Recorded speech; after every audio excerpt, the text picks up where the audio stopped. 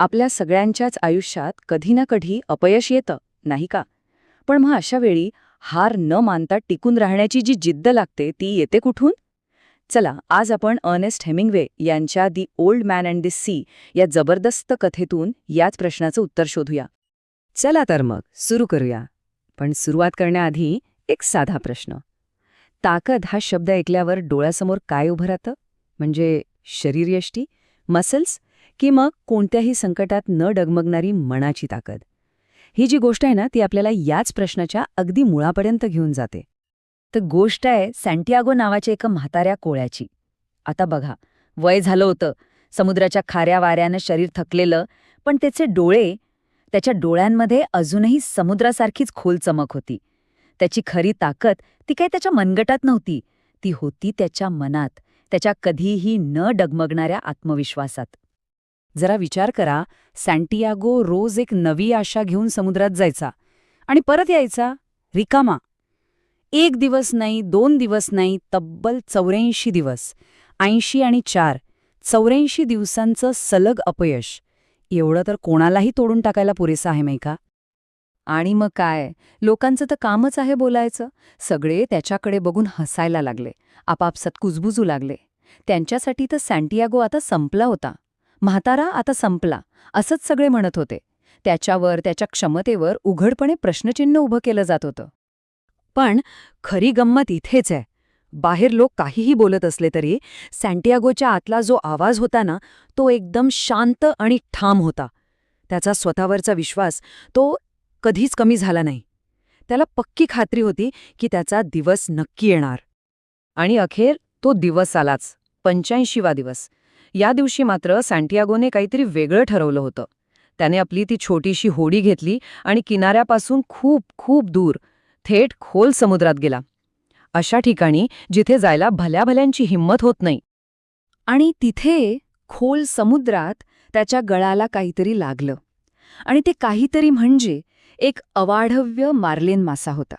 इतका मोठा की त्याच्या होडीपेक्षाही मोठा. विचार करा, जणू का एक भला मोठा पर्वतच गळाला लागला होता. ही काही साधीसुधी लढाई नव्हती. 1-2 तासांची इतर अजिबातच नाही. ही लढाई चालली तब्बल 3 दिवस आणि 3 रात्री. त्याचे हात दोरीने सोलून निघाले होते, रक्त येत होतं. भूक आणि तहान तर विचारूच नका. पण तो टिकून होता, फक्त आणि फक्त त्याच्या जबरदस्त इच्छाशक्तीच्या जोरावर.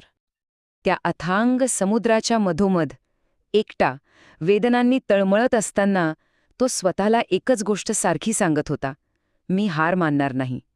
हे फक्त शब्द नव्हते, ही स्वतःशी केलेली एक शपथ होती, एक प्रतिज्ञा होती. आणि शेवटी त्याच्या त्या अविश्वसनीय जिद्दीचा विजय झालाच. त्याने त्या महाकाय माशाला हरवलं. तो मासा इतका मोठा होता की त्याला होडीत घेणं शक्यच नव्हतं. म्हणून मग त्याने त्याला होडीच्या बाजूलाच बांधलं. खरंच तो एक विलक्षण विजय होता. पण जिंकल्यावरही त्याच्या मनात गर्व नव्हता, माज नव्हता.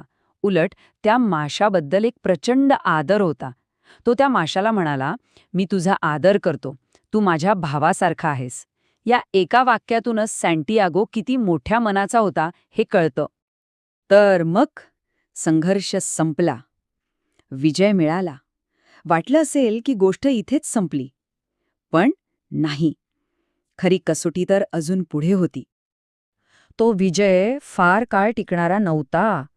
किनाऱ्याकडे परत येताना त्या माशाच्या रक्ताच्या वासाने समुद्रातले सगळ्यात खतरनाक शिकारी म्हणजे शार्क मासे त्याच्या दिशेने आले आणि त्यांनी त्याच्या त्या मोठ्या शिकारीवर हल्ला केला.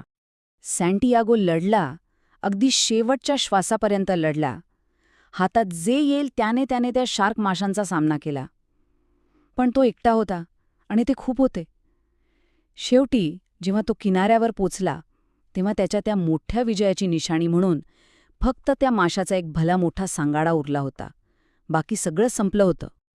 विचार करा, 84 दिवसांच्या अपयशानंतर मिळालेली ती जीत काही तासांतच डोळ्यादेखत नाहीशी झाली. सगळी मेहनत पाण्यात गेली. तर मग प्रश्न तोच राहतो, सँटियागो खरंच हरला होता का? आणि याच प्रश्नाच्या उत्तरात या कथेचं संपूर्ण सार दडलेलं आहे. ही गोष्ट आपल्याला एक खूप महत्त्वाची गोष्ट शिकवते. आयुष्यात यश मिळालं की अपयश यावरून आपलं मूल्य ठरत नाही, ते ठरतं आपण केलेल्या प्रयत्नांमधून. अर्नेस्ट हेमिंग्वेने या कथेतून एक असा विचार दिलाय जो कधीच जुना होणार नाही. तो विचार असा आहे की बाहेरची संकटं तुम्हाला तोडू शकतात पण हरवू शकत नाहीत. तुमचं शरीर नष्ट होऊ शकतं पण तुमची जिद्द, तुमचा आत्मा त्याला कोणीही पराभूत करू शकत नाही. आणि इथेच आपल्याला खऱ्या विजयाचा अर्थ कळतो. हो, हे खरं आहे की समुद्राने सँटियागोचा मासा घेतला, पण तो त्याचं धैर्य घेऊ शकला का? नाही. त्याचा स्वाभिमान? अजिबात नाही. आणि त्याची लढण्याची जिद्द? ती तर नाहीच नाही. आणि हाच तर सँटियागोचा खरा विजय होता.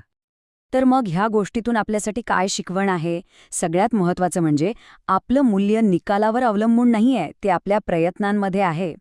आणि दुसरी गोष्ट म्हणजे मनापासून पूर्ण ताकदीने केलेला संघर्ष हाच खरा विजय आहे, मग निकाल काहीही असो. ही गोष्ट आपल्याला नेहमी एका गोष्टीची आठवण करून देईल. आयुष्यात परिस्थिती कितीही वाईट येऊ दे, संकटं कितीही मोठी असू देत, सँटियागोसारखं स्वतःवरचा विश्वास मात्र कधीच गमावू नका. कारण खरी ताकद तिथेच आहे. कारण शेवटी प्रत्येक अंधाऱ्या रात्रीनंतर सकाळी होतेच. उद्याचा दिवस नेहमी एक नवी आशा आणि नवं धैर्य घेऊन येतो. आपल्याला फक्त सँटियागोसारखं टिकून राहायचंय.